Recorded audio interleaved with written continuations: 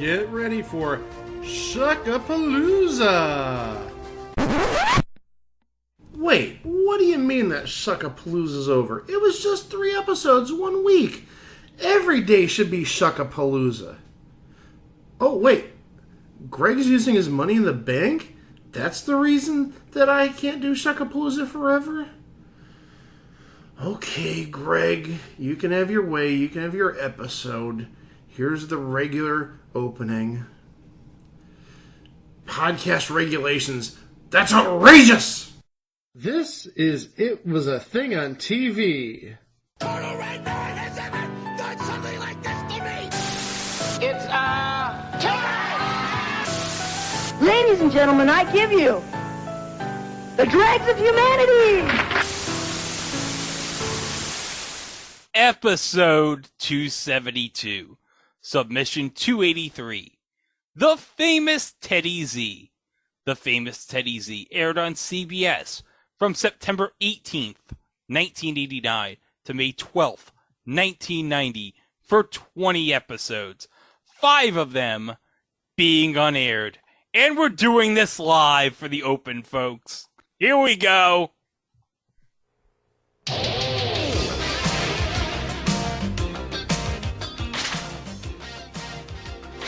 Now, Chico, this is a bop. Yeah, buddy.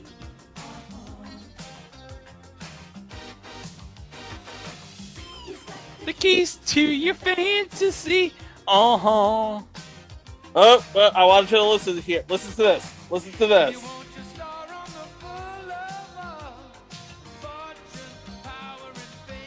Whoa!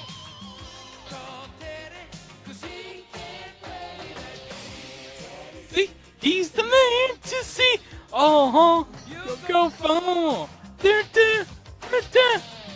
Turn your dreams to reality. Uh-huh.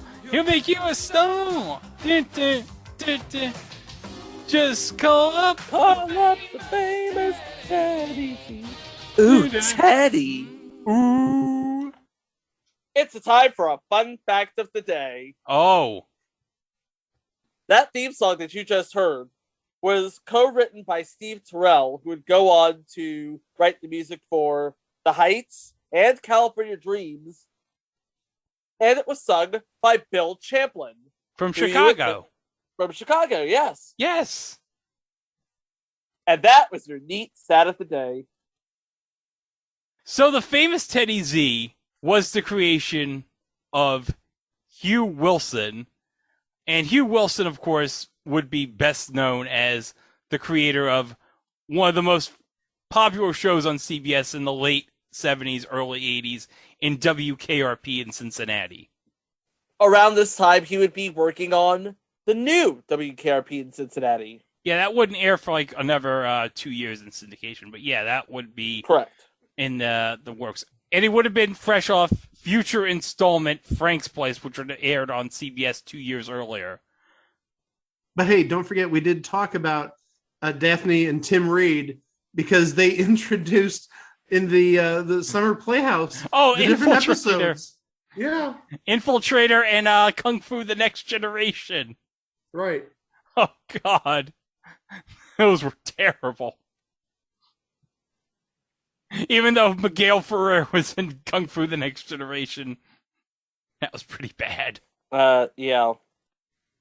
Okay, so it's around 1988, 89, and Hugh Wilson is trying to come up with a new idea for a television show.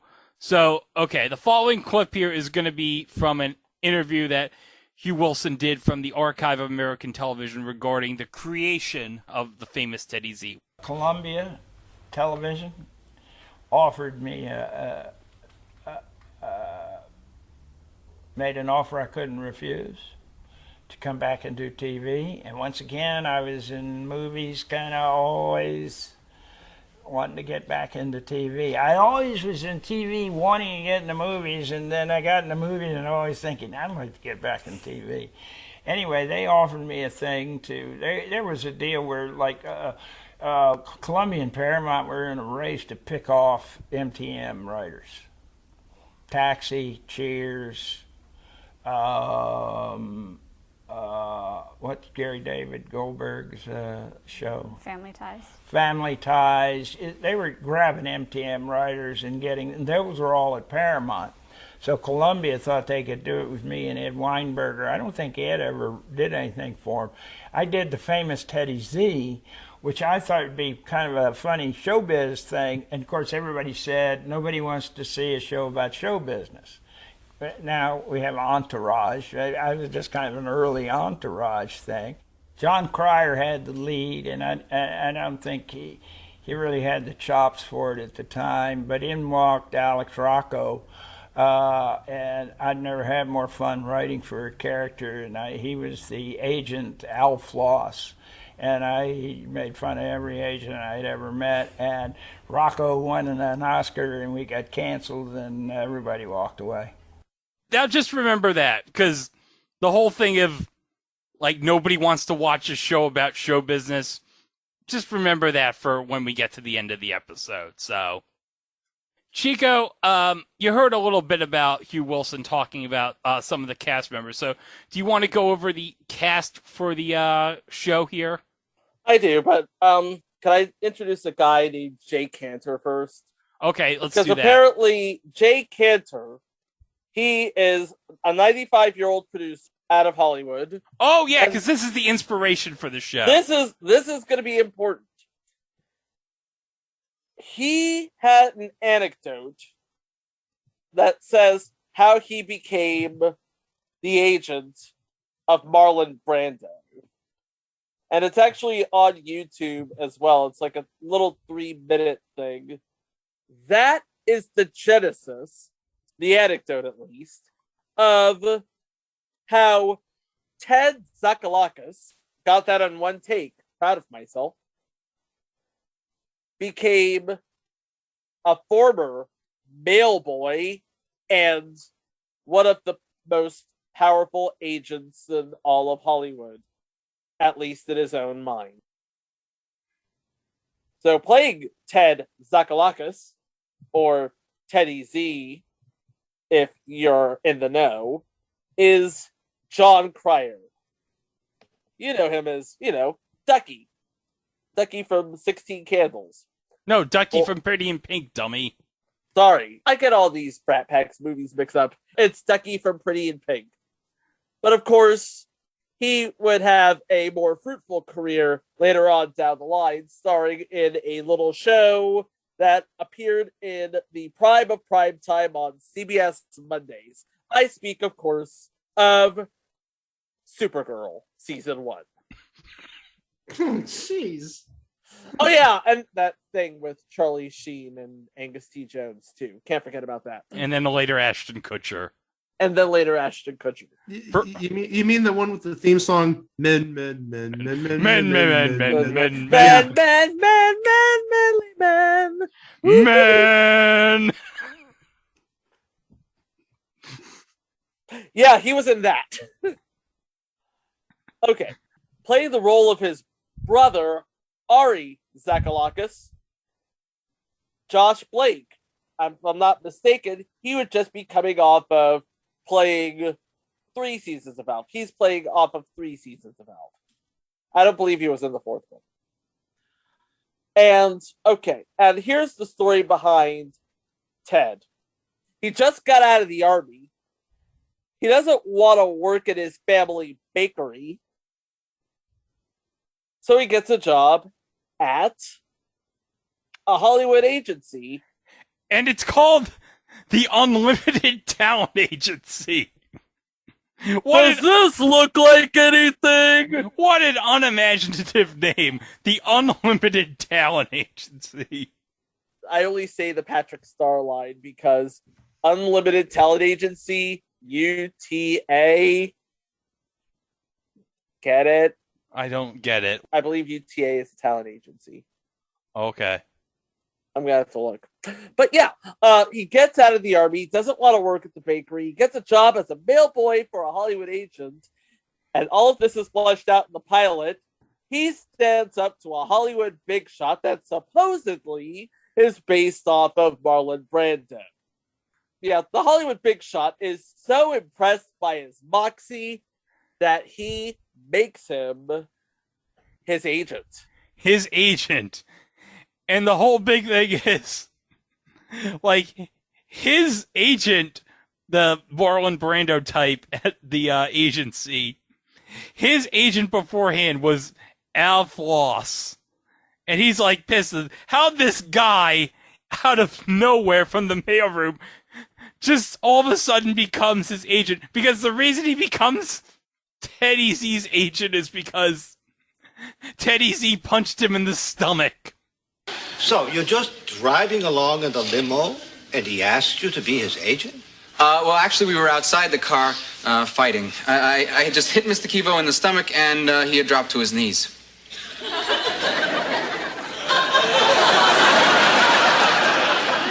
You were fighting with Mr. Kivo? No, not really. It was just that one punch.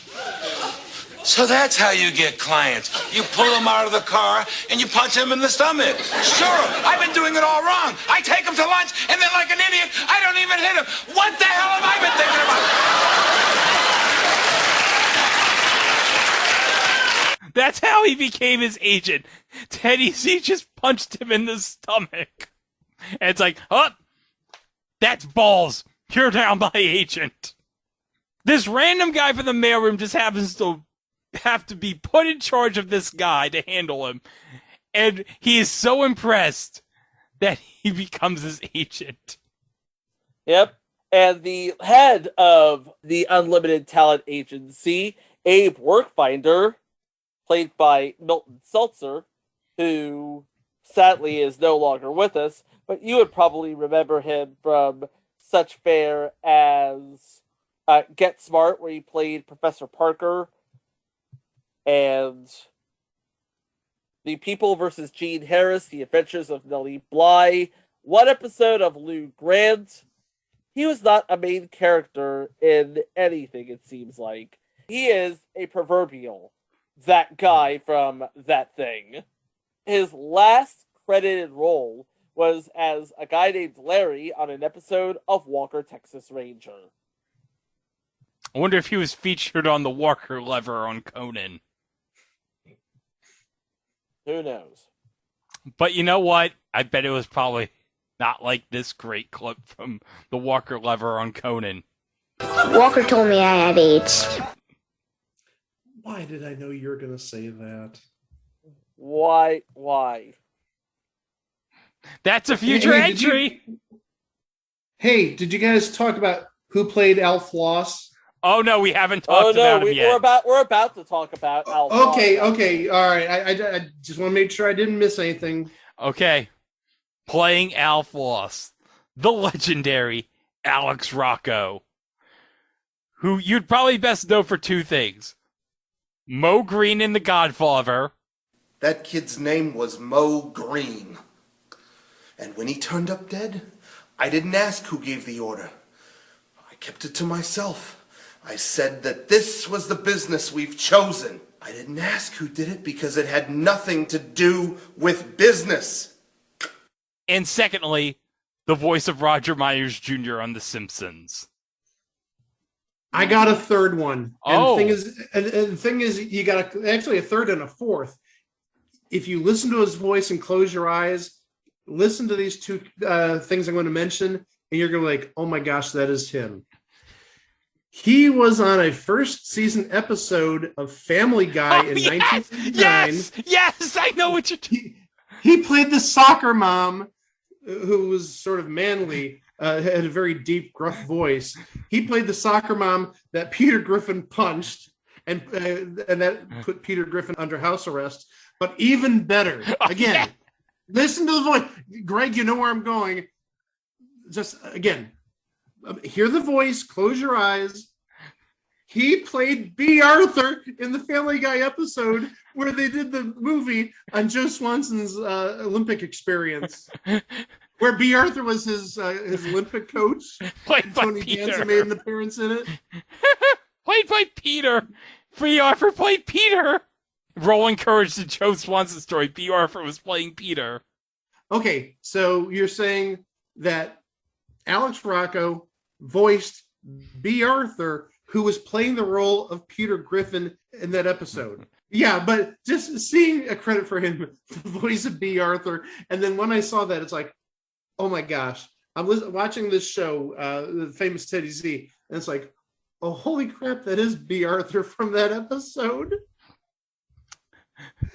Now you get it. But you know what was so amazing? Tony Danza was not playing somebody named Tony.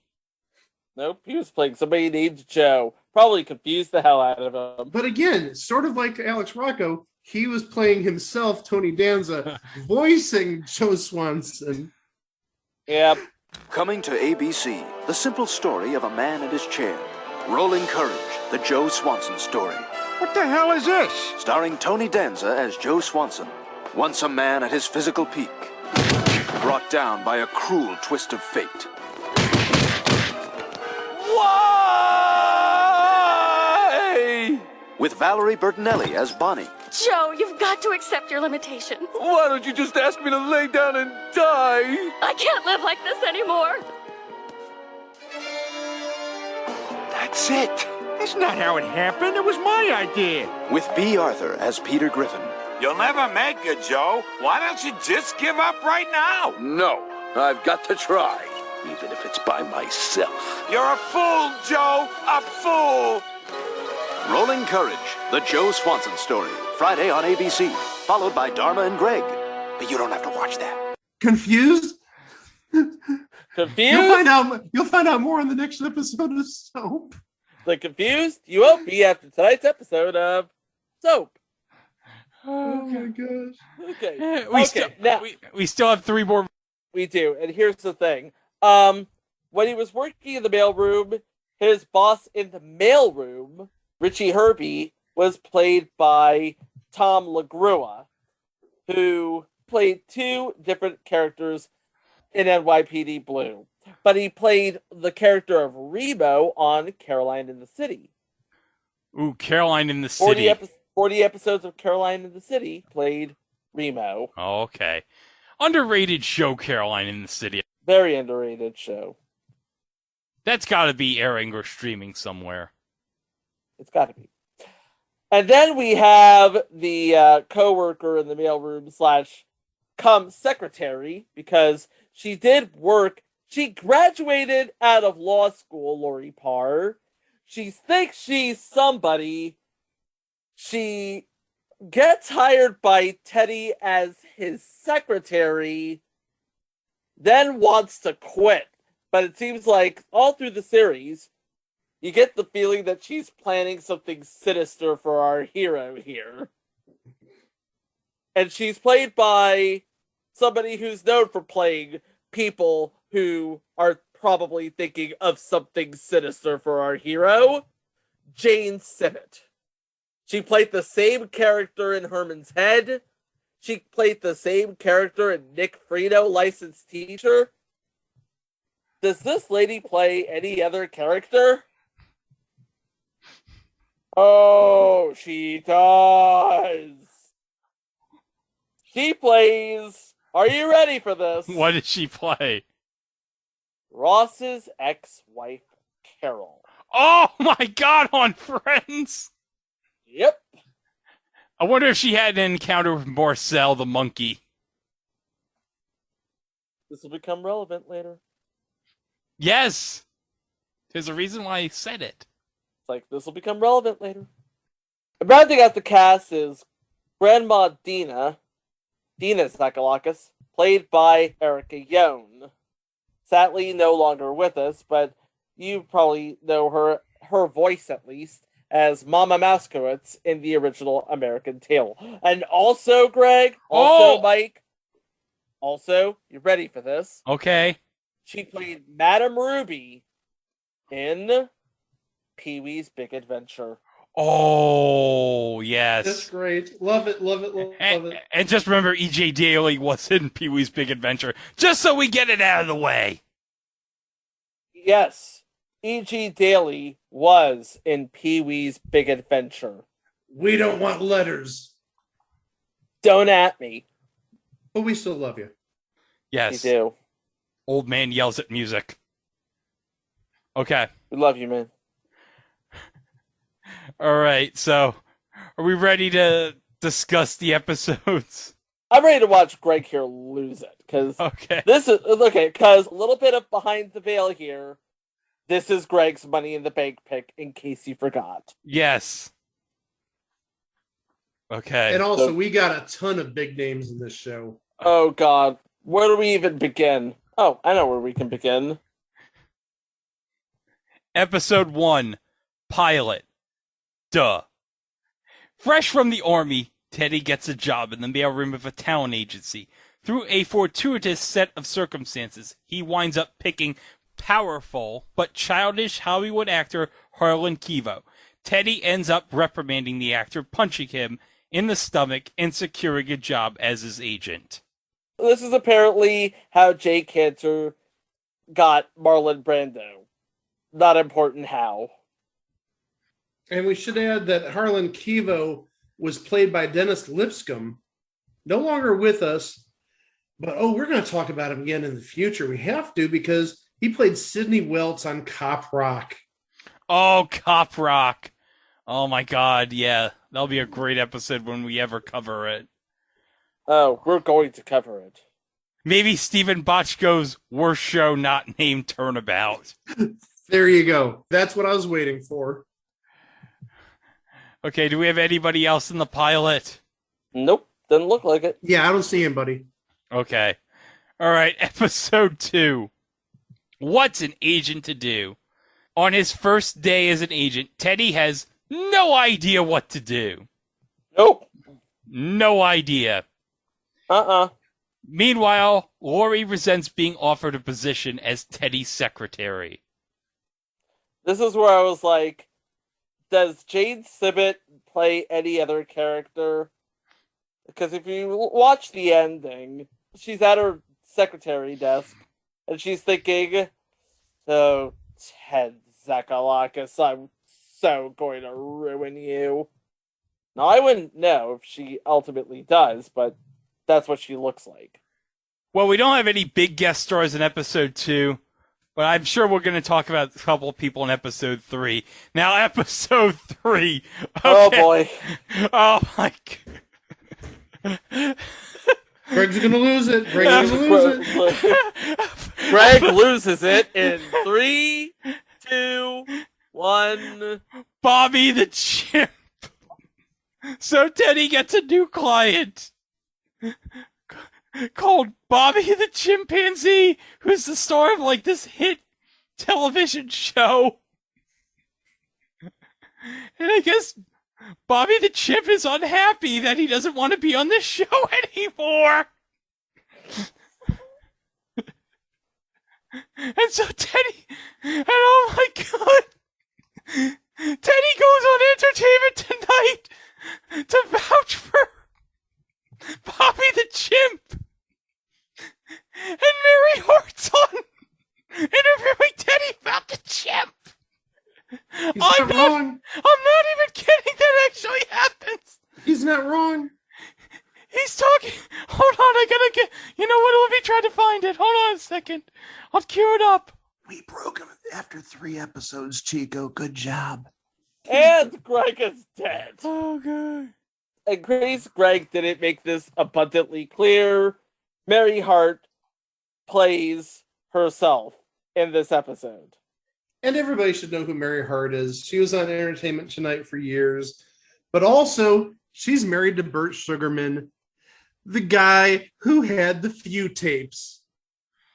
The producer of Few. That is true, yes. Yeah. And also, while Greg is pulling up the audio, in this episode playing Lou Neffler is Michael Lembeck. Oh. So where do we know Michael Lembeck from? Well, he was Max Horvath on One Day at a Time for pretty much like the last 4 or 5 seasons.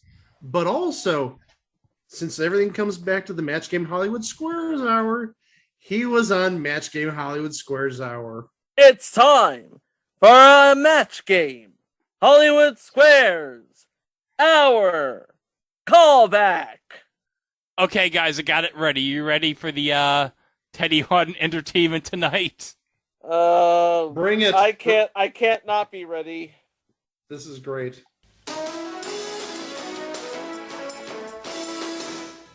He's Teddy.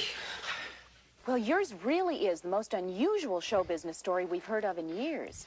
Well, yes, I guess it's pretty remarkable. Hair is good. What is Harlan you, Nelly. Keeble like in person? He's a pretty unusual guy. Really? Do you have any other clients yet? Yes, I do. I have Bobby the Chimp from the television show Bobby and Me. Oh, yes, that's a big hit. Yes, it is, but I'm not so sure it's going to stay that way. How come?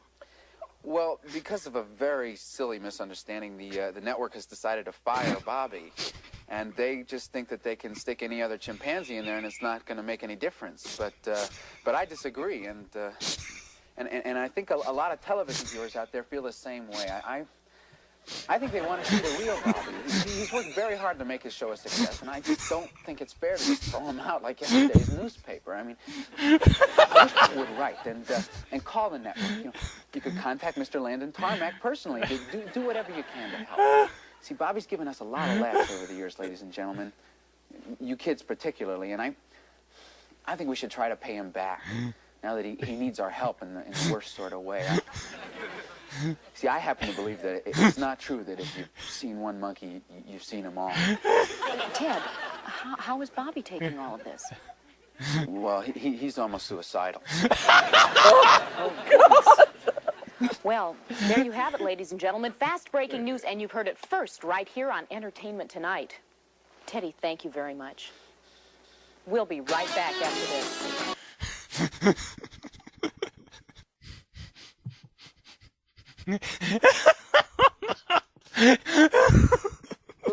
Greg, just get it all out. He's pointing to save Bobby the Chimp's job. Oh my god.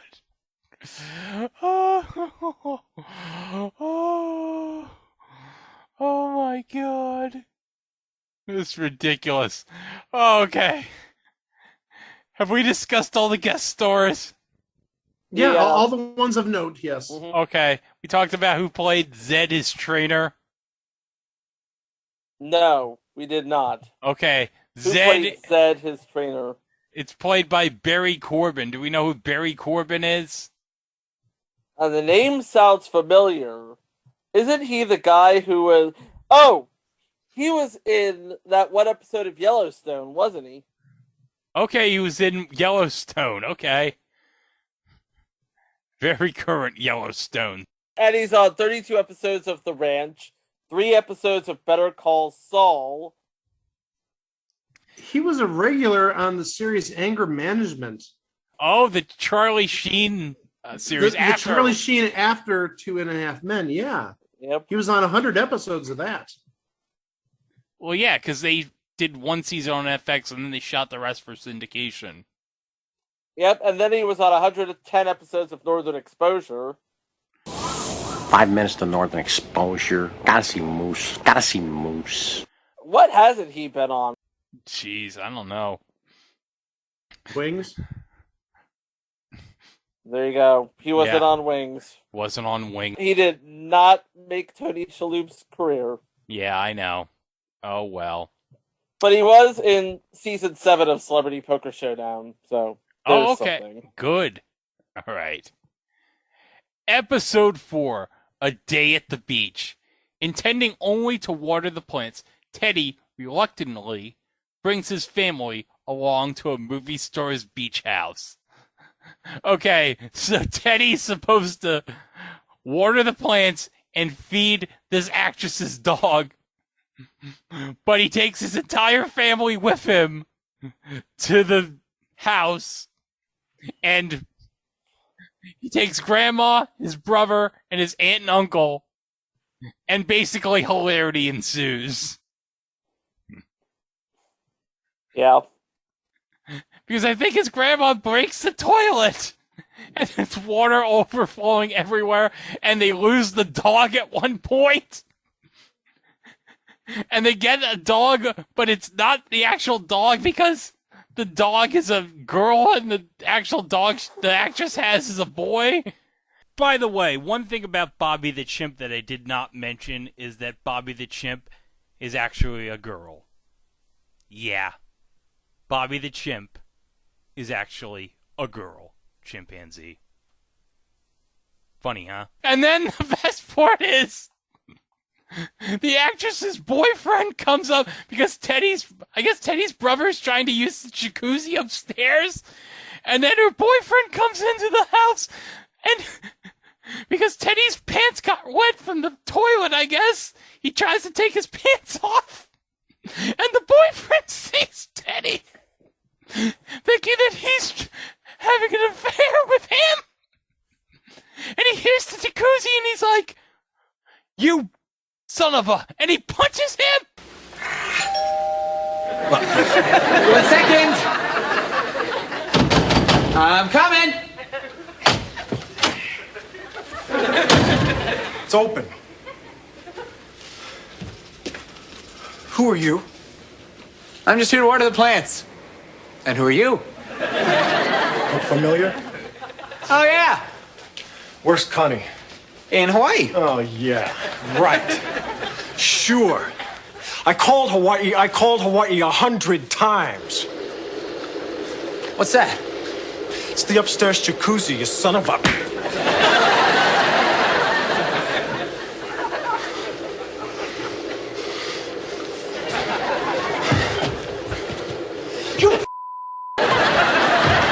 And he knocks him out cold.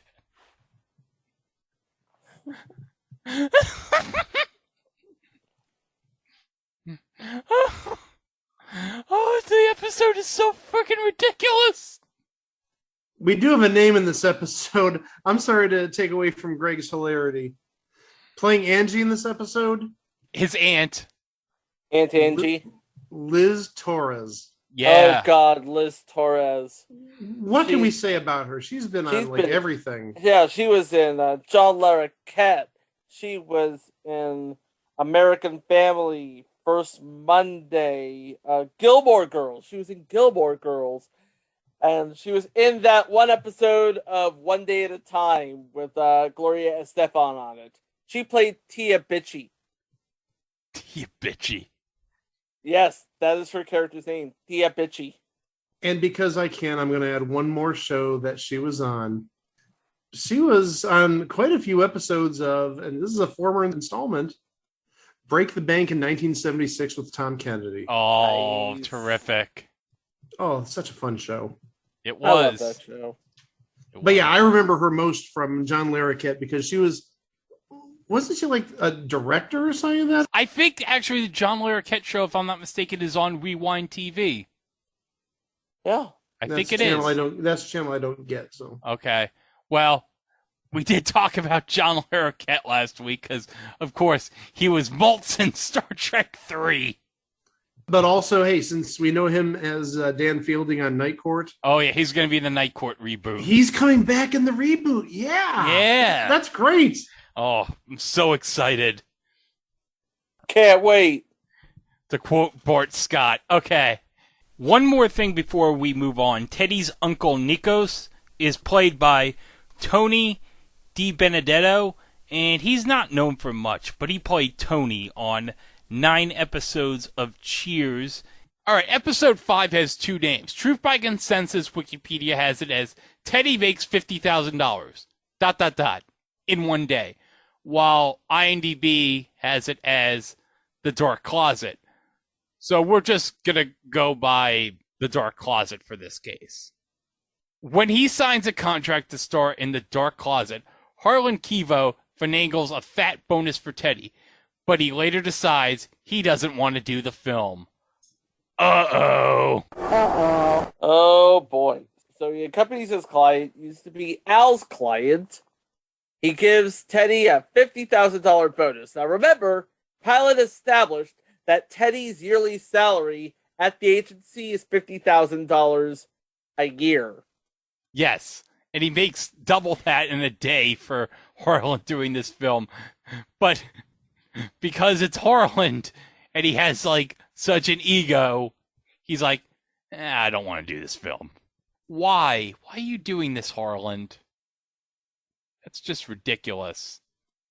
Episode 6. Okay. Now, before we get going, the episode of this is called Teddy Gets Fired.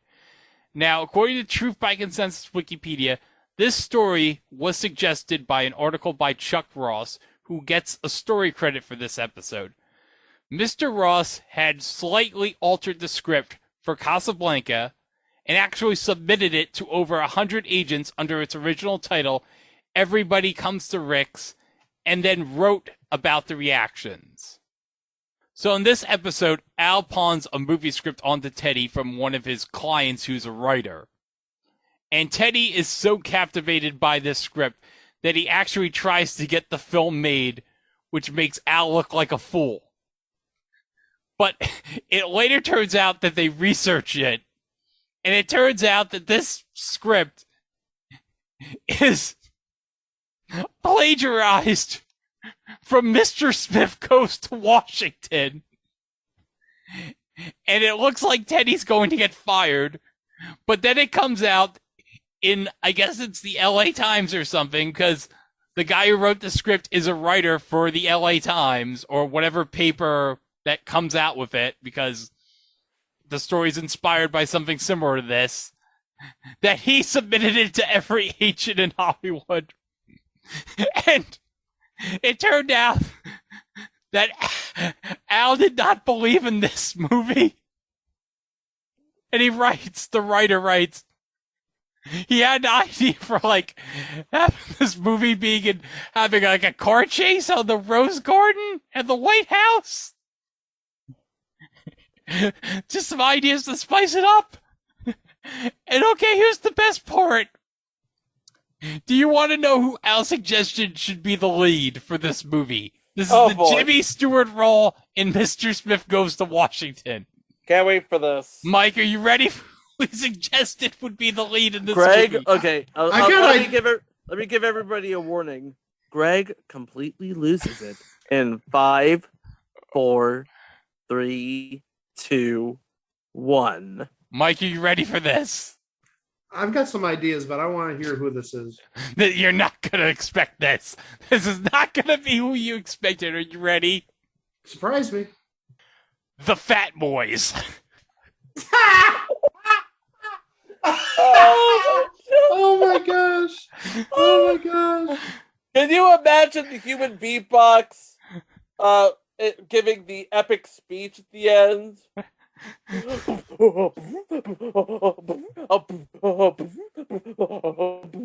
hungry. Oh my gosh. That is the most late 1980s reference we've ever had. That is 1989 in a nutshell. Oh, this might be the first and the last time we'll ever mention the Fat Boys on this podcast. Oh my gosh. Oh, it should be noted that IMDb has a totally different episode name for this, called Mr. Zakalakis Goes to Washington. Okay. Well, it makes sense because it's Mr. Smith Goes to Washington, so... Yeah. Well, I could tell you the next episode, both IMDb and Wikipedia share the same title, so we're not going to have any of these dual titles anymore. Okay, good. All right. Here we go. Episode 7. Baking with Esther Luna. Al and Lori are each miffed for different reasons when Teddy accompanies a screen siren home to bake cookies. Woo! Oh, wait till you find out who the screen siren is. Oh, who's the screen siren? Obviously it's Esther Luna. Yeah. But playing Esther Luna, oh gosh, the inimitable Susan Anton. Ooh. You don't know who Susan Anton is? What's wrong with you? Yeah, what's wrong with you, baby? I believe she's the only name of note in this episode. Episode 8. Oh, this is a good one. Teddy sells his house. Teddy looks into buying a house closer to work. Because, remember, Chico, it's established that Teddy has to go 90 minutes from his house to work at the Unlimited Talent Agency. Yep. Meanwhile, Al negotiates a contract for an actor whom he doesn't realize is deceased. Uh-oh. Uh-oh. So, well, we have a couple of names in this episode.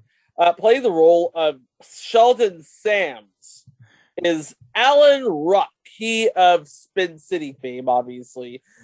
And let me tell you something. Alan Ruck with the mullet. Very, very happening mullet. Very late 80s, early 90s mullet. You could tell he was going places. Golf clap?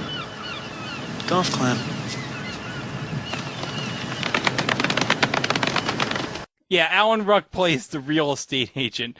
And in another scene, Teddy, Ari, and his grandma are looking into a condo in L.A. about what they do after they sell the house. And playing the real estate agent, showing them the condo, B.B. Besh, who, of course, was best known for playing Dr. Carol Marcus in Star Trek II, The Wrath of Khan. And, of course, the role of Dr. Carol Marcus would also later be played in Star Trek Into Darkness by Alice Eve, who, by the way, Chico, Alice Eve is starring in a pilot for a reboot of Early Edition. Yes. Alice Eve is starring in a pilot for a reboot of Early Edition. Yeah, she'll be playing, I guess, the Kyle Chandler role in the... I will watch the hell out of that. So I guess that means in, like, another 10 years she's going to be a football coach? Sure, why not? I guess. Maybe. Hey, by then it'll be 2032. And as anybody can tell you, women can do anything. Yeah, by 2032, football will be just, like, completely screwed at this point. Everything's going to be completely screwed by the time we get to 2032, so it's going to be like, why not? Okay, so episode 9 then. Oh, yeah. Okay, episode... Oh! Greg's gonna lose it again. Oh, God. Greg's gonna blow. Oh, no! He's gonna blow! Okay. A case of murder. Oh, do we want to say who directed this episode? I think we do, because this is relevant. The director of this episode, and this is actually... Did he direct episodes of WKRP when he was on it too? Probably. I don't know. So Frank Bonner, who worked with Hugh Wilson on WKRP, directed this episode.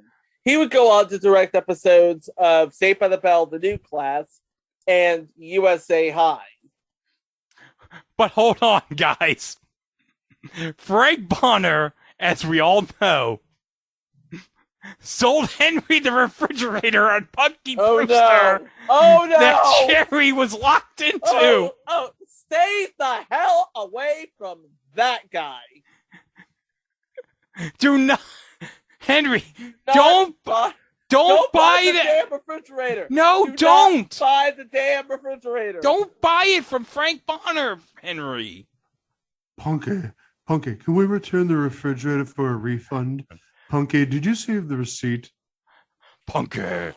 Oh no. Punky, did you return the receipt, Punky? Oh, hold on a second. I forgot to mention in episode 6, because we were talking about George Gaines just now. There's a reference to, like, I'll play this clip here. There's like a reference to, like, writing the script for Police Academy. If this guy's such a 4-star loser, why do you keep him as a client? Because, kid, with writers, you never know. Just when you think a guy's a complete jerk, he sits down and writes Police Academy. And do you know why that's funny? Did he write the script for Police Academy? Hugh Wilson co-wrote the script for Police Academy, yes. That's what I just said, yeah. And you know who co-wrote it with him, who's one of the co-writers? Because we talked about him twice on this podcast before. Pat Proft. Yep, that'll do. All right, so in this episode... Okay. We have... Oh, my God. The return of Harlan with Dennis Lipscomb. And then we got the return of Bobby the Chimpanzee. And the return of Bobby the Chimpanzee. Hey, guys. What? We didn't even talk about the episode plot. Yeah, that's what we're gonna do. Okay. I was waiting for Chico to say it. Okay, Because he mentioned all right, Harlan here is it is. back. Here it is. Harlan and Bobby are back. Harlan and Bobby are back. Teddy got Harlan the job on a film that his other client, Bobby the Chimp, is working. But into the film, Harlan can't stand being upstaged by Bobby. He asks Teddy if Bobby can be replaced, but that won't happen. So he tries to kill Bobby, but he ends up killing his trainer. Almost kills his trainer. Almost.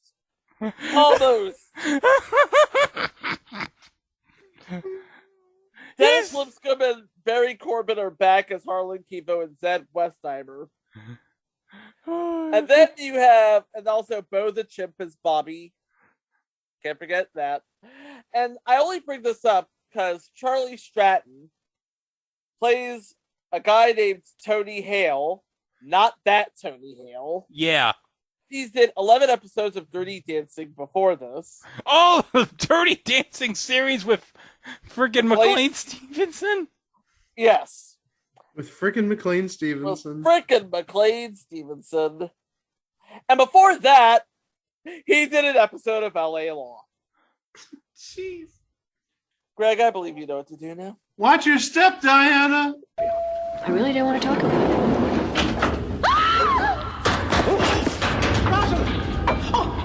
Oh my God! Too late. Oh my gosh. Okay. Not done yet. Oh, we're not? No, we're not. Actually, we're done with that episode. We're not done with the series yet. Episode 10. Teddy gets a house guest. A pretentious actor comes to stay with Teddy's family to research his role as a Greek character. Yeah, so you have the typical method actor who's coming to stay with Teddy's family, and they're all, like, frightened by this guy. Like, he's so into his character. He's trying to play, like, a Greek guy from Jersey, and they're like, what the hell is wrong with this guy?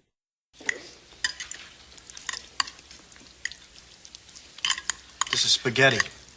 Greeks eat spaghetti all the time. Doesn't work for me. Salad works. I don't buy the spaghetti. The salad works? Yeah. Well, we'll make something Greek for you for dinner tomorrow night. I'll help fix it. My husband's away. Only do it if it's real. Only do it if it's something you'd normally be doing. Right. Gotta be real. Of course.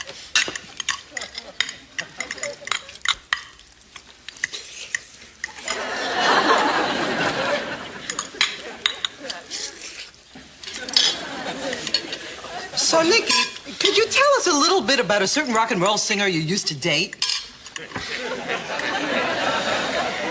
I told you, I'm not an actor. I'm Nick, your cousin from New Jersey. Right, we're sorry. Who is Nick? He is. Who is movie star? There is no movie star, Yaya. Just Nick, our cousin from New Jersey. We have no cousin in New Jersey. Pretend we do. This is crazy, no? Just go along with it. Just let it happen. I'm Greek and I'm a member of your family. Okay. Don't look Greek to me. I'm gonna dye my hair. What about a wig? Did you wear a wig in Man of War? This is not working. I don't want to talk about movies. I'm not a movie star.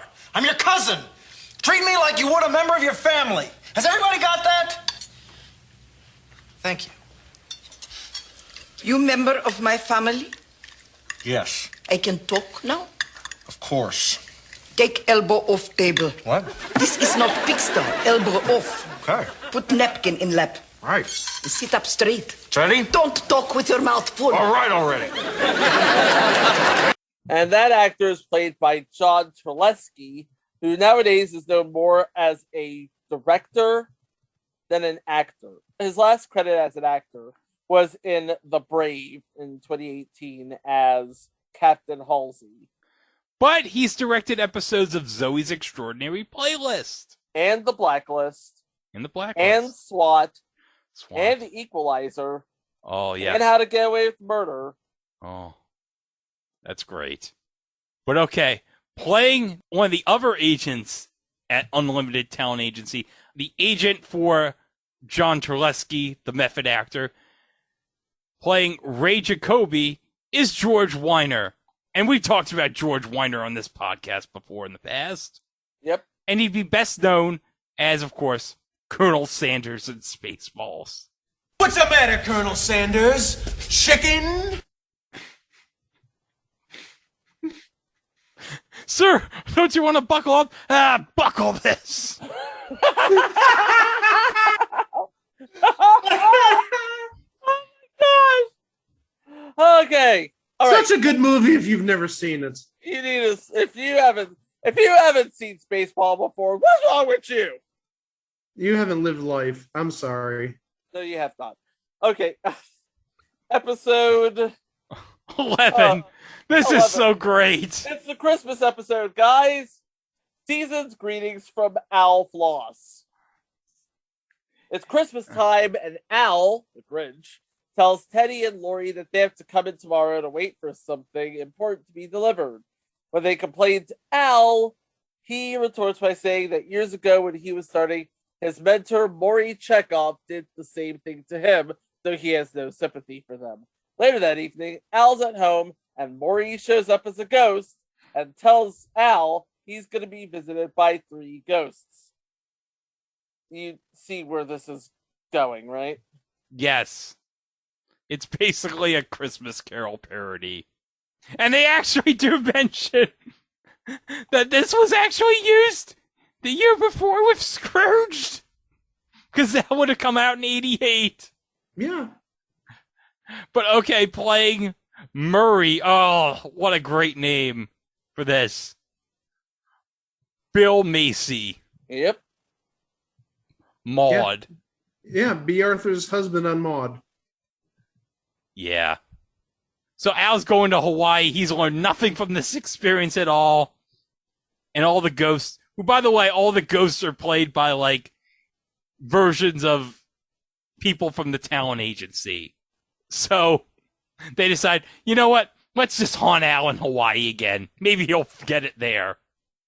Maybe. I'm guessing no. No. Because it's Al Floss. It's Al Floss. He hasn't learned anything. No. Okay. Episode 12. Grandma goes to work. After he gets his first big paycheck, Dita thinks Teddy is selling drugs. So he invites her to work, where she tries to poach one of Al's clients. You see, yeah, because Teddy's grandma's like under the assumption that he's probably selling drugs at the talent agency. Why she thinks this? I don't. Well, in fairness, they do live 90 minutes away from the talent agency. So, yeah, and it's basically she knows where Teddy works, but not what Teddy does. Okay. If she knew what Teddy does, can you imagine the reaction? Oh, God, yeah. Well, she does know he represents a chimp, so. Well, there you go. But okay. Playing a singer who's one of Al's clients who wants to get into acting, who Teddy's grandma tries to poach from Al. Mike knows where I'm going with this. Playing Freddie Montaigne, Terry Kaiser, Birdie. Birdie! Oh, Birdie! Yeah, we just talked about it within the last few weeks. Yeah. Hey, did I ever tell you that in the early 2010s, the Oakland Athletics had like a thing whenever they would win a game or have a walk-off where they would do the birdie dance from Weekend at Bernie's too? I can see that.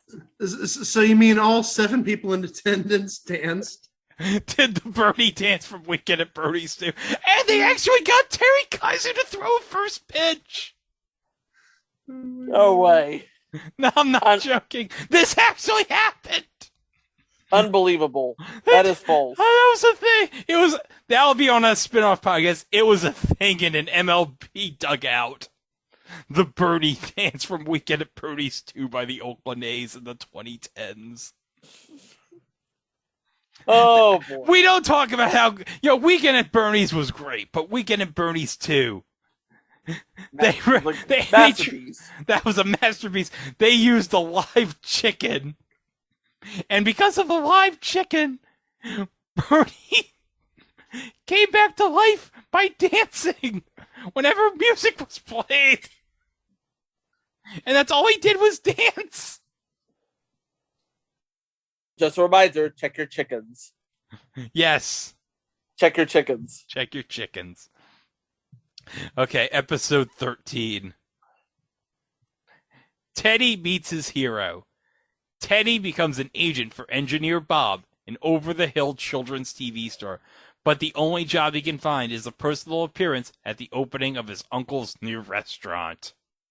And playing Engineer Bob is Peter Hobbs. And Chico, do you have any information on Peter Hobbs? Peter Hobbs was another that guy from That Thing. He played roles in Perry Mason. He was recurring on Barney Miller, Lou Grant, The Odd Couple, The Facts of Life, The FBI, The Tim Conway Show, and he played Peter Ames in Your Stories. Well, one of your stories, The Secret Storm. Oh, The Secret Storm. Hold on a second. Johnny, what do you have to say? Coming after Badge Game. No. Stay tuned for Secret Storm, next over most of these CBS stations. Thank you, Johnny. You can leave now.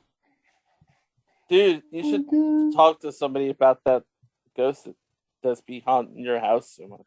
Oh, yeah. You won't figure this out, but we mentioned in 2 episodes from now, we are taping these episodes in reverse order. So that joke makes no sense. But trust me, it'll make sense when you listen to the next episode. Yeah. Oh my god. And speaking of the next episode. Oh, hold on. Before we do wait, that. before we do. Okay, hold on. Playing man number 2 in this episode. Man number 2 is Harry Waters Jr. And do you want to know what Harry Waters Jr. is best known for? What is that guy known for?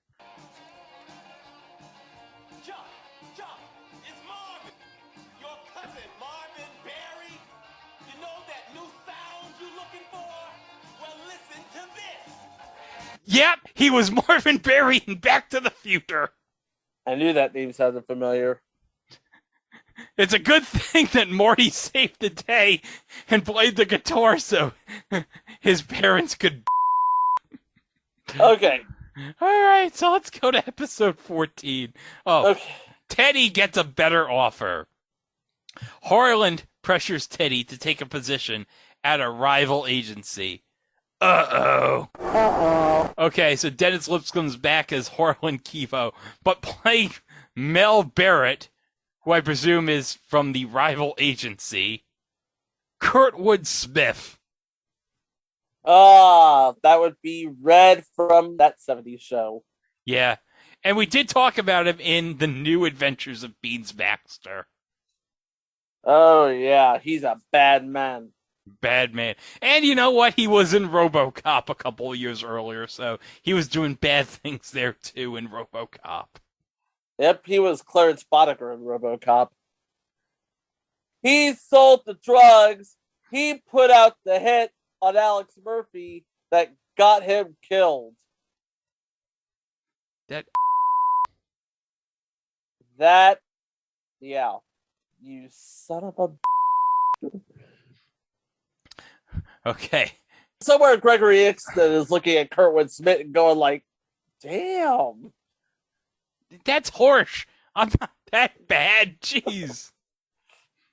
Okay. Wait, wasn't Kurtwood Smith in 24? He seems like someone who would have been in 24 at one point. Was Kurtwood Smith... That is a good question. Was Kurtwood Smith in 24?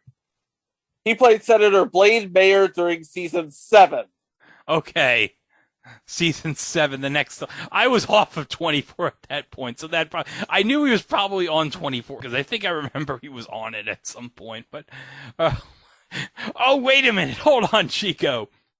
Kurtwood Smith played the Federation president in Star Trek VI, The Undiscovered Country, and you know who was also in Star Trek VI, The Undiscovered Country? John Shuck. Yes, he came back as the Klingon ambassador in Star Trek VI. Wait a minute. I want to see if this happens again. John Shuck.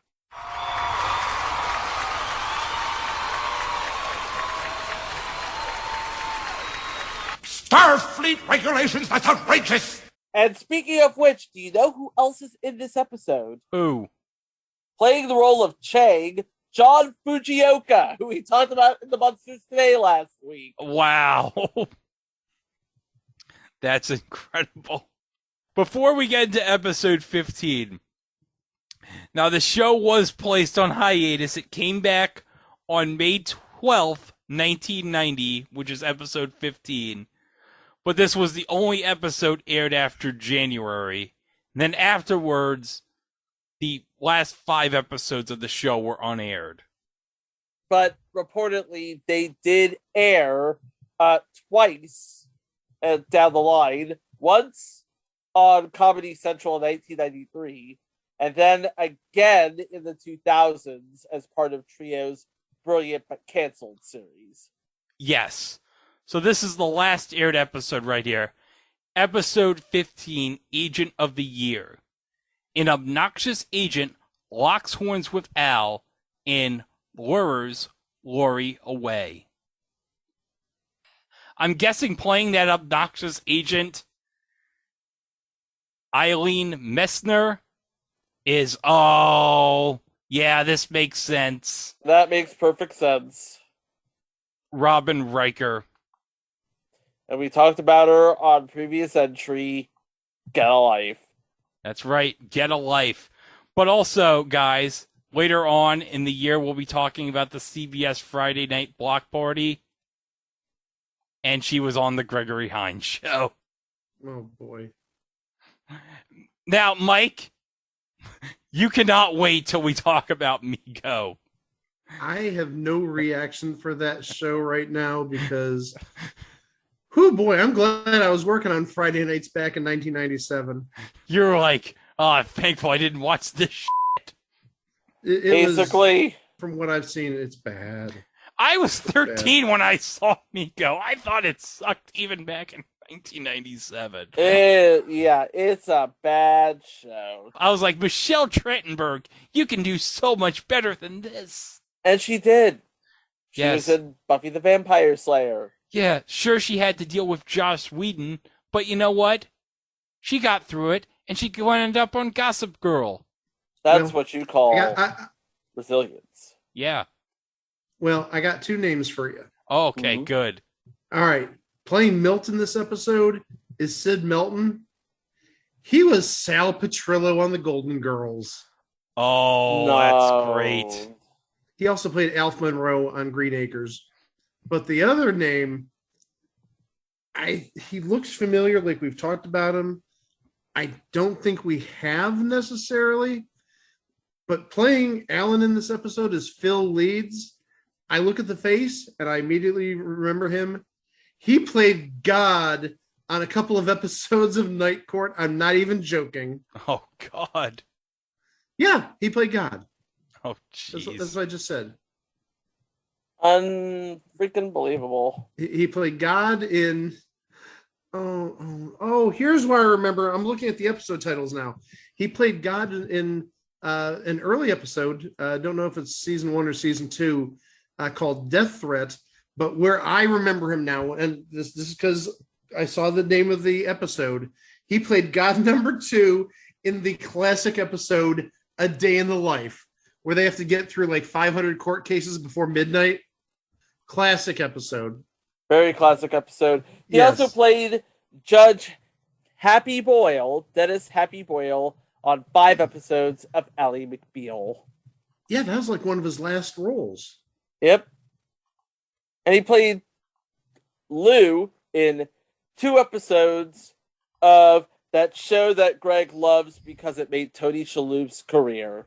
Try and keep up, people. So now we're venturing into the unaired episodes, or at least originally unaired. Episode 16, Teddy Goes to the Awards. Teddy gets the opportunity to go to a Hollywood Awards event, which his client, Harlan Kevo, is nominated and favored to win. Kevo doesn't go to it. He shows up at Teddy's and tells them if he wants to go up on stage and read a speech he wrote wherein he declines the award.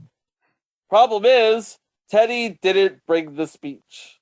Now he's dreading what'll happen if Kevo wins. Does this look like anything? Yeah, this is a parody of Marlon Brando when he didn't accept the award for The Godfather. For the Oscar. Oh, God. Okay, so I have actually the ending queued for this episode, okay? Next. Oh, please say Bobby the Chimp beat him. Can't feel my feet. I lost the speech. And now, for the moment we've all been waiting for, the Best Actor category.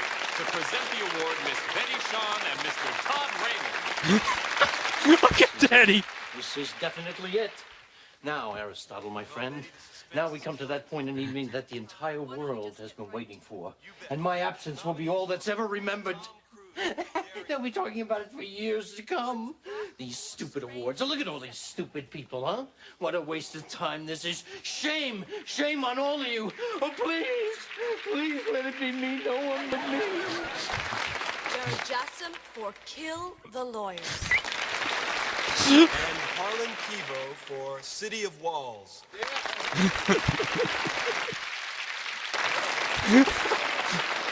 By the way, I noticed the Nintendo on his TV. That's what I was just going to mention. Oh, yes. Oh, yes. Oh, Oh no. Oh, yes. Jared Jassem.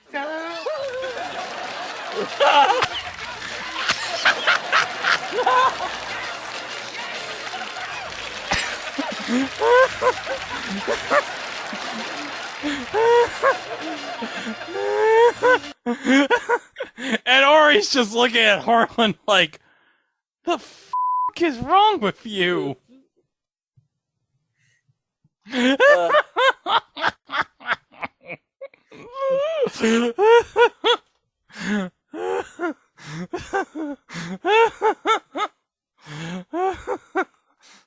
Oh my god.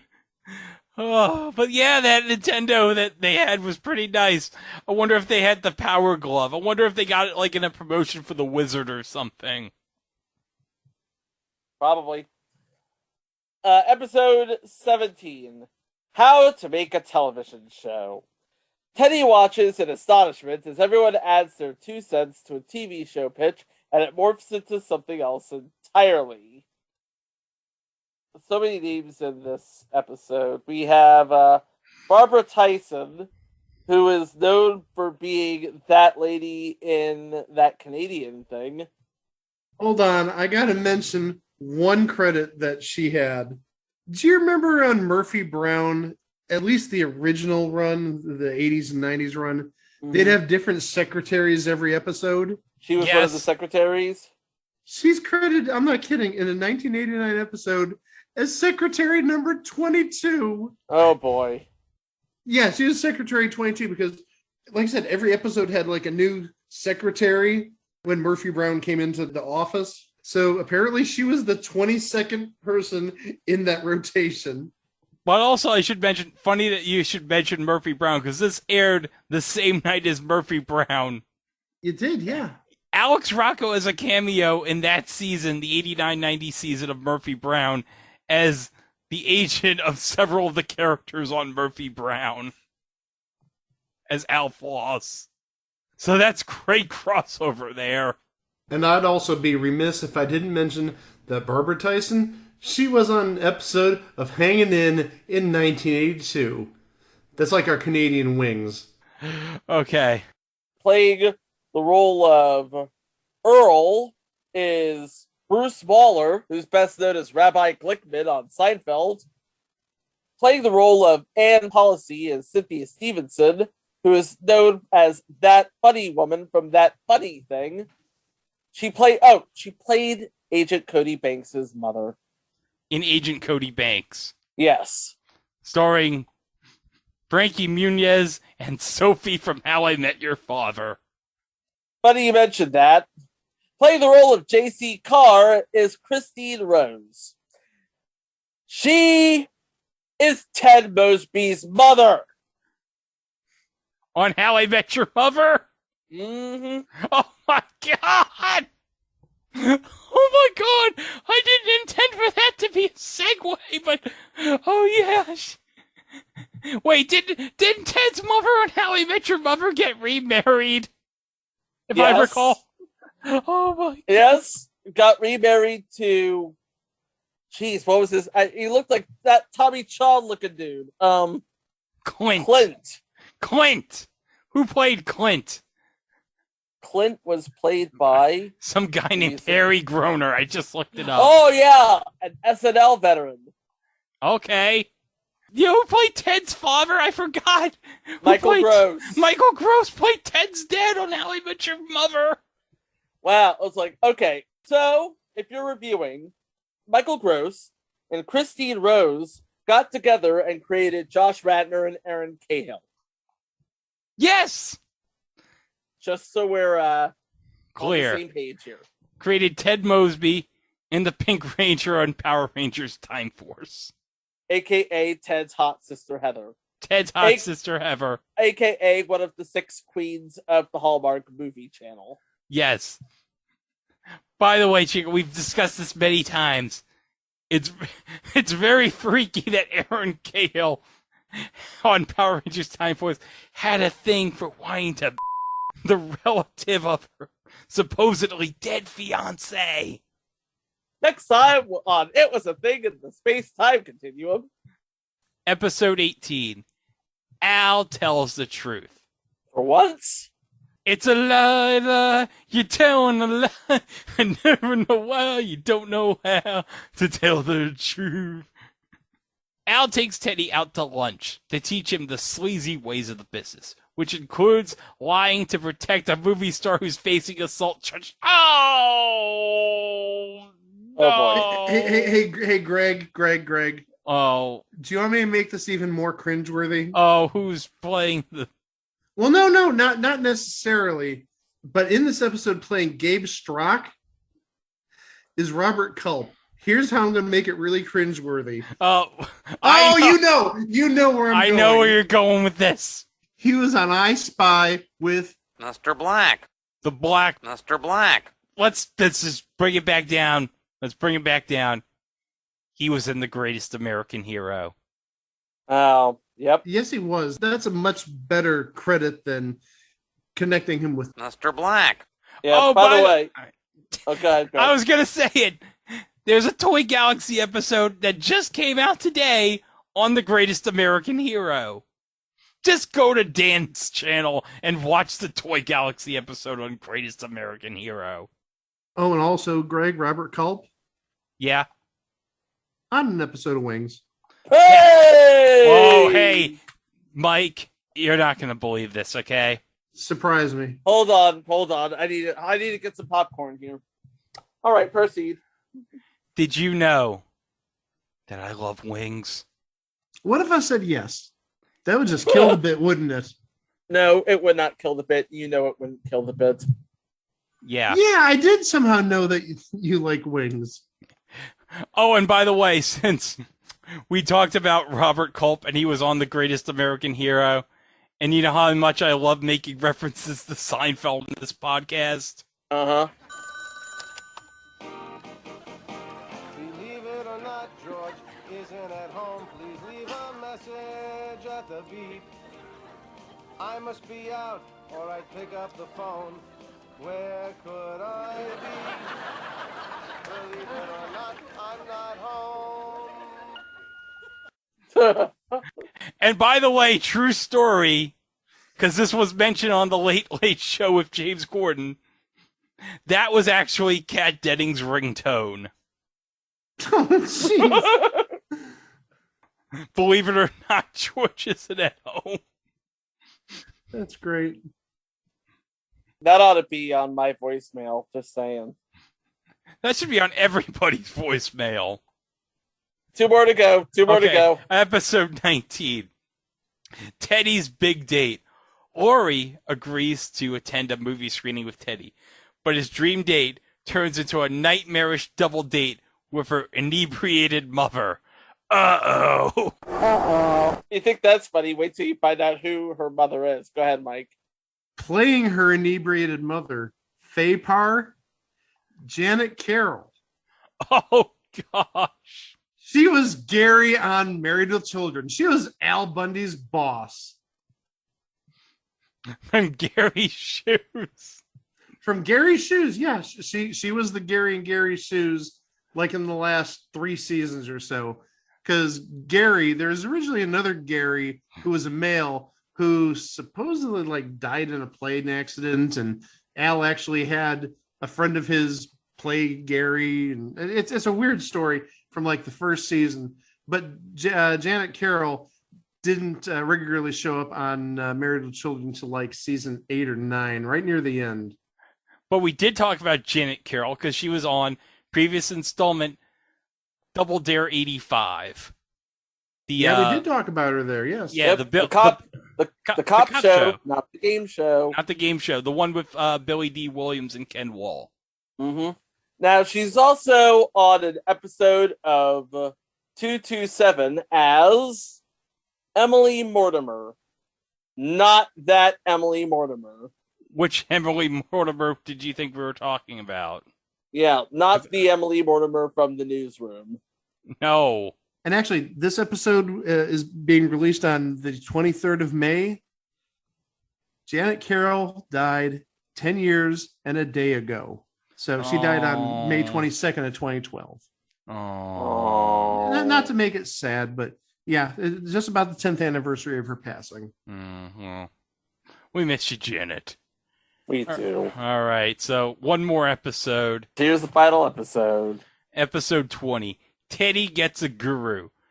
Loony New Age movie star Donna Gates pursues Teddy for representation, so Al goes out of his way to impress her. And playing Donna Gates, oh boy. She'd be big in a few years. Well, she would probably be big now because she's probably on a certain show at this point in 1990. Bebe Neuwirth.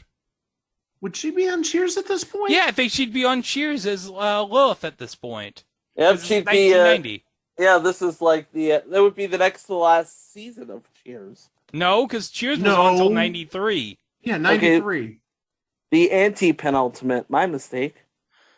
You're like, there's like 3 seasons of Cheers. We've established on this show, Chico has a terrible memory.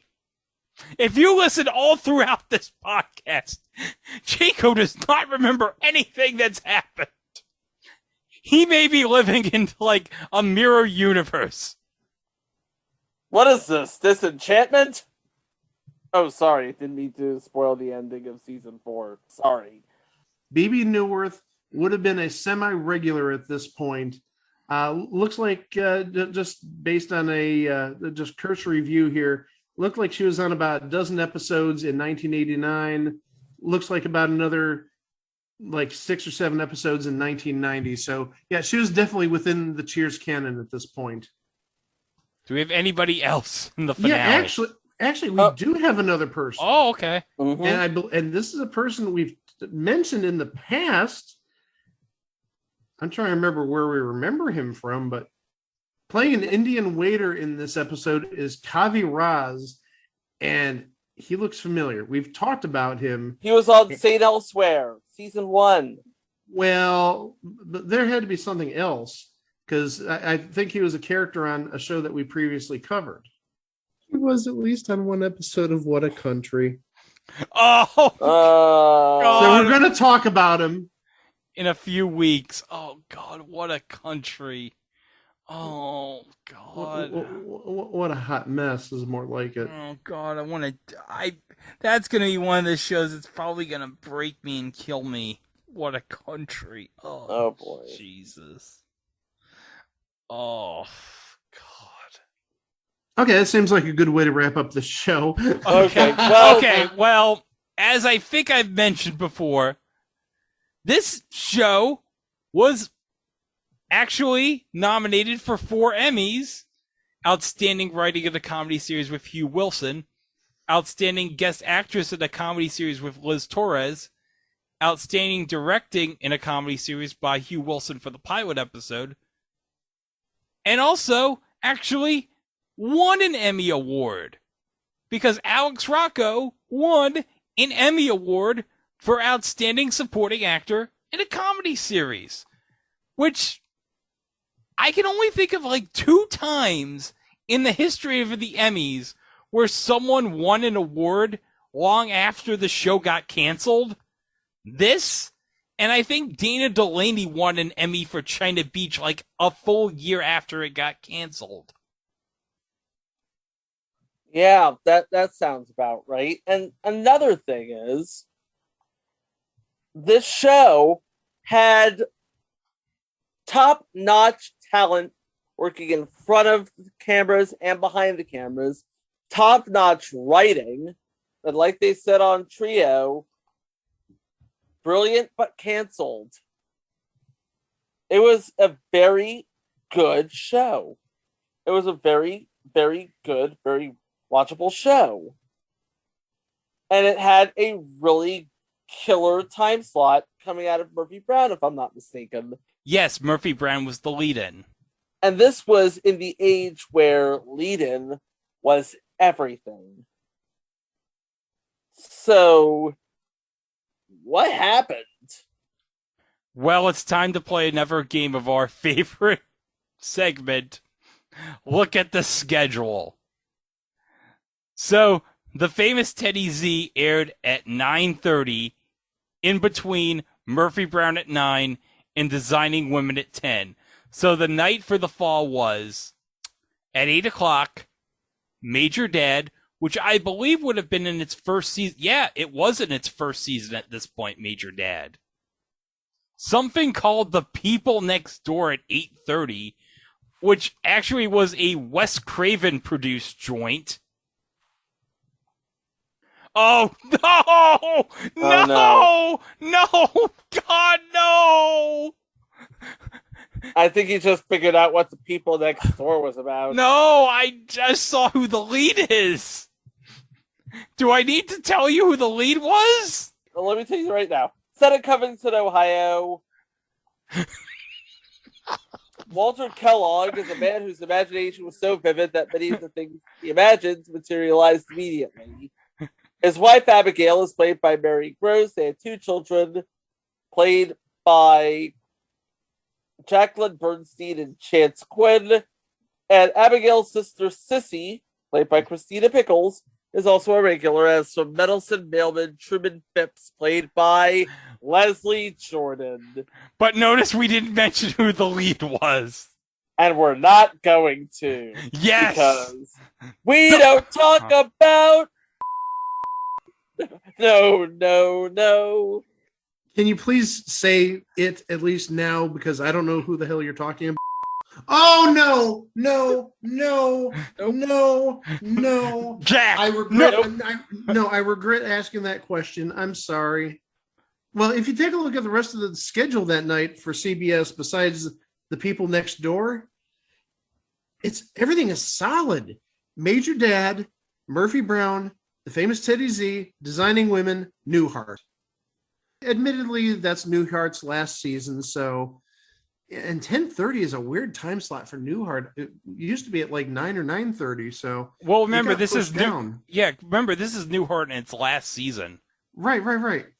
But also, again, playing the look at the schedule game on ABC, at least in the fall and early winter.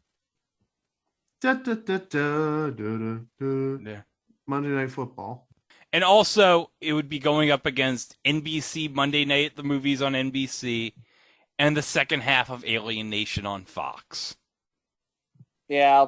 Well, Fox is pretty much nobody at that point. Yeah, I know, but still, I mean, Alien Nation was a big cult show. It was, absolutely. But yeah, afterwards, they moved it immediately to 8:30 after The People Next Door got canceled. And then they put Designing Women in the 9:30 time slot. And they moved Newhart to 10. And do you know what they put at 10:30? What did they put at 10:30? Doctor.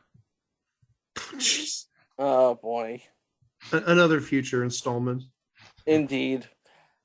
But yeah, it's like, okay, so when it gets moved to 8:30, it's now up against 21 Jump Street on Fox, MacGyver on ABC, and this'll do it. It's up against the Hogan Family. Oh, yeah. Yeah. It's not going to win against Jason Bateman. Sorry, Ducky. And I do have Nielsen ratings numbers at my disposal. For the week of September 25th to October 1st of 1989, we had 88 shows. Well, yeah, we did have Fox at this point, so no more weeks of 60 shows or 70 shows. 88 shows. It actually had a rating of 34th. And actually, it was a sliver behind the Hogan Family, since you just talked about it. So out of 88 shows, it was like in the top third, roughly. A little bit lower than that. Going to the following week, October 2nd to the 8th, we had 67 shows. It came in 37th. So bottom half, unfortunately. And actually is 1/10 of a point ahead of Married with Children, which would have been like Fox's biggest show at that point. So yeah, it didn't look good from the outset because, like I said, by early October, it's already in the bottom half of the ratings. And it's got a great lineup around it. I mean, you've got Designing Women, which was on for 7 seasons? I mean, this would have been like its 4th season at this point, or 3rd season. And Newhart, I know it was like an hour later, but at this point, it's in like its 8th season. And you said Major Dad was in its 1st season. So it had a great lineup outside of that one show at 8:30, mind you. And Murphy Brown was one of the biggest newer shows on TV at that point. So yeah, it's a bit of an anomaly, to say the least. Oh, do you want to know what replaced the famous Teddy Z at 8:30 on the CBS schedule? What replaced it? It was replaced by a show called City, which, funny enough, also had in the supporting cast Liz Torres. But do you know who was the star of the show? And the name of the show is City? Yes. Do you want to take a guess? Was this a comedy, or was this This was a comedy. Oh, I've never even heard of this show. I haven't heard of it either. This is an MTM show, but when you hear the name and when you think what this aired against, this will make sense. Okay, you ready? Okay. All right. Valerie Harper. Oh, good night. What? Oh my gosh. Because remember, this was at 8:30 up against the Hogan Family. Right. So basically, Valerie Harper was against her old show at that point. Yes. Mm-hmm. That is wacky. And you want to know what's crazy? Do you know who created this show? Paul Haggis. Oh, gosh. Yep. That Paul Haggis. Yeah. So meanwhile, I'm still trying to figure out what happened to this show that CBS decided, you know what? We're good. Now, fun fact, I got plenty of these fun facts. Teddy's mother was originally supposed to be played by Lainey Kazan, but she ended up quitting. Oh. And the writers wanted more of the work life of Teddy Z, but CBS wanted more of the home life. So I guess you could chalk this one up to creative differences.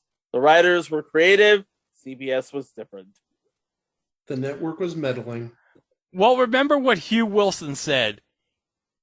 Like, he got comments like, nobody wants to watch a show about show business. But then 15 years later, Entourage becomes like one of the biggest shows on television. And if you look at today, what's one of the biggest shows on television now? Barry. Barry. It's a show about show business. Granted, the actor is a hitman, but he's still an actor. Yes. Oh, wait. You know what? We didn't even mention the queen mother of all shows about show business, 30 Rock. I was waiting for that. Yeah, 30 Rock. Yeah. Yeah, seriously, I was waiting for that just because I cannot compare the famous Teddy Z to Entourage. One I can enjoy, and the other is called Entourage. Yeah. But 30 Rock, yeah, is a show about what's basically Saturday Night Live. So, yeah, it's about the inner workings of a television show. And that became like a big hit for NBC like 20 years after this show. So, oh, hold on a second. All right. So I got one more show that premiered at 8:30 around the summertime. Now, they did air Newhart after, I'm guessing City got canceled sometime in the spring. City actually got moved to Friday night at 8:30 p.m. on CBS on A Night of Losers with Small Talk, some show with Whoopi Goldberg and Gene Stapleton and something called Sugar and Spice. By the way, the first season of Baywatch on NBC was on opposite City, and I would much rather watch David Hasselhoff and his hunky body than Valerie Harper. So they aired Newhart at 8:30. I'm guessing probably reruns. But it was replaced by a show called Sydney. Do you want to know who played the male lead opposite Valerie Bertinelli? Who played the male lead out of Valerie Bertinelli? Matthew Perry. Because of course he did. Of course he did. It would have been, yeah, Second Chance / Boys Will Be Boys was canceled at this point. And he didn't need Kyle Martin's help. It'll be another 5 years until Friends, Matthew.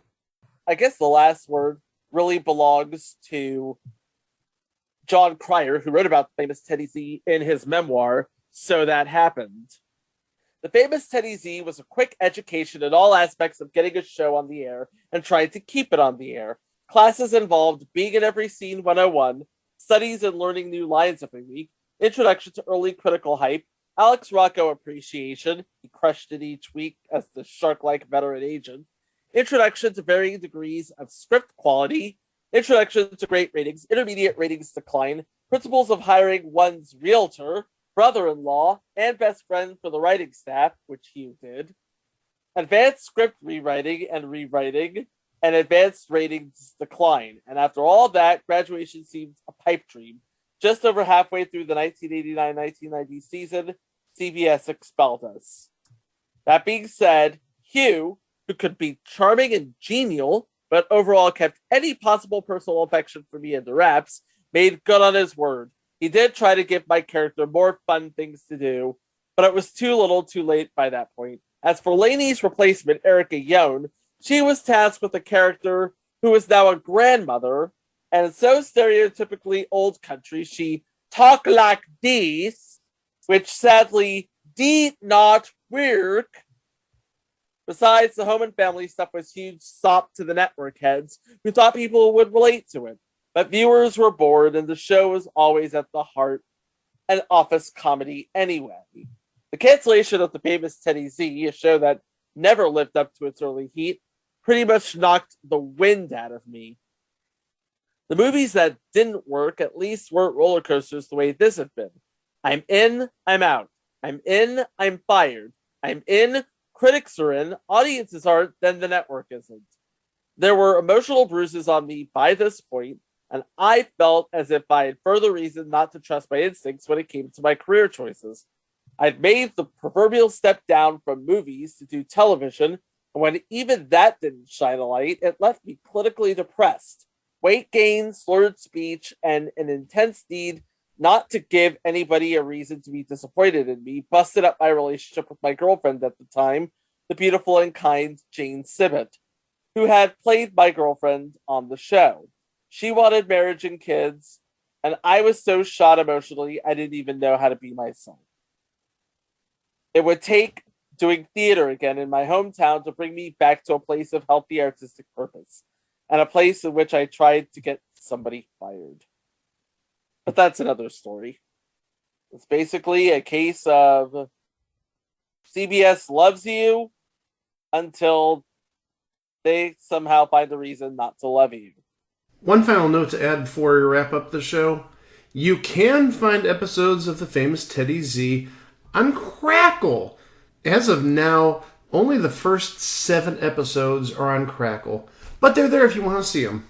So it started out with so much promise, started out with so much chemistry, started out with everything going for itself, ultimately became, Greg, a thing on TV.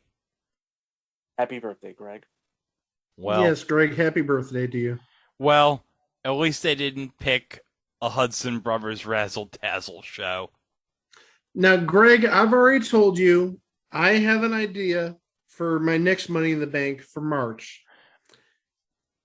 By far, it is better than the Hudson Brothers Razzle Dazzle show. I'm hoping you're going to pick a winner because I've got two names.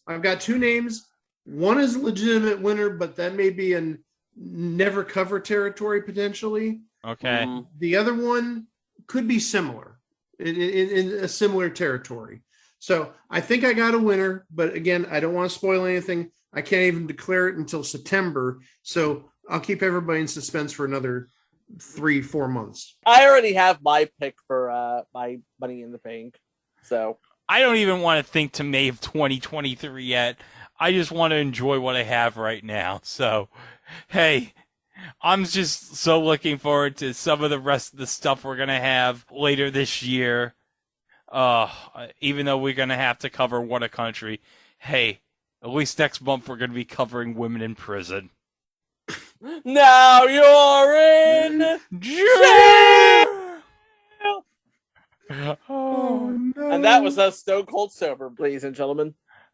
Well, you can always go to itwasathingontv.com and listen to the 271 episodes prior to this. You can listen to all the live shows, all the mini-sodes, all the director's cuts, all the fun stuff.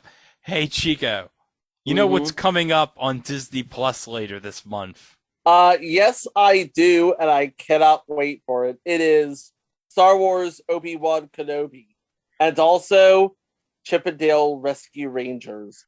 Well, we're going to do a live show about one of them. Hint, it's the first show.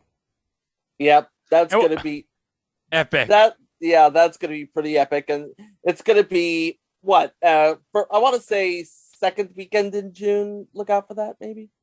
Maybe first weekend of June, who knows? But yeah, we'll definitely do the first 2 episodes of Obi-Wan Kenobi. Friday, May 27th, which is this coming Friday, if you're listening to this, on Monday, they're going to air episodes 1 and 2 of Obi-Wan Kenobi.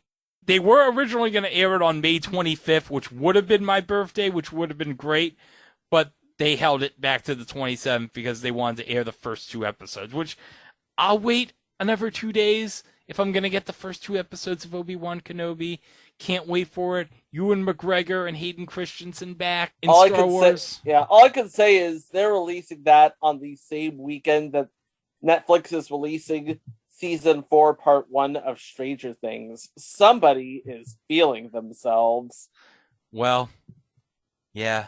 Netflix is probably like, oh, like we've had enough troubles. Oh. But yeah. Well, I'll eventually get around to having to re-up to Netflix for the first time in a year and a half just to watch Stranger Things, so... Well, you were going to do that anyway. I was probably going to do that anyway, and then just cancel because you still canceled Glow, Netflix. I'm never going to forgive you for that. We still got 2 more episodes. Yeah, just so you know, this is the last taping of the taping cycle we're doing right now. But we recorded the next episode before this taping for this episode, And the third episode for this week, like 2 episodes before we recorded this. So we just did it in reverse order, is what Greg's trying to say. Yeah, our last episode is the first one we recorded this week. This episode, the first episode this week, is the last one we recorded.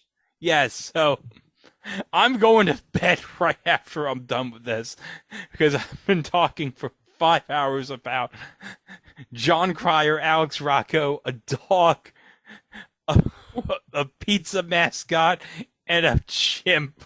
But you enjoyed it. Oh, Bobby the did Chimp. You enjoy yourself? I did enjoy myself, and you know what? Bobby the Chimp is now a show legend. He's right up there in the show canon with Clifford the Big Inbred Dog. Yeah, go back into the archives for that. Oh, one. and also Elegante. I want the belt. I want the belt. I want your belt. Which, by the way, Chico, we talked about how can a tall guy be terrible at basketball? Well, we were reminded on Twitter that there was one really tall guy who couldn't play basketball, but fortunately Ted Turner found another job for him. Because remember, Elegante played for the Atlanta Hawks. That's right. El Gigante played for the Atlanta Hawks. And he stood next to Mike Fratello. And Mike Fratello looked really, really short next to him. Well, Mike Fratello is really, really short. I've seen him. He actually came to, when I worked at Sam's Club, he was returning an item at Sam's Club, and I got to help him. Oh. He's like 5'7". He's not a tall person. Oh, yeah, I know. Because Elegante's like 7'8". 7'7", 7'8". But oh, we missed you, George. But you know what? We've had so much fun this episode. And you know, you're going to have a lot of fun with our next 2 episodes, just like we enjoyed bringing this to you for the famous Teddy Z. So enjoy our next 2 episodes coming up later this week, right here at It Was a Thing on TV. Thanks for listening, and we'll see you on Thursday with our second episode of the week. Wow!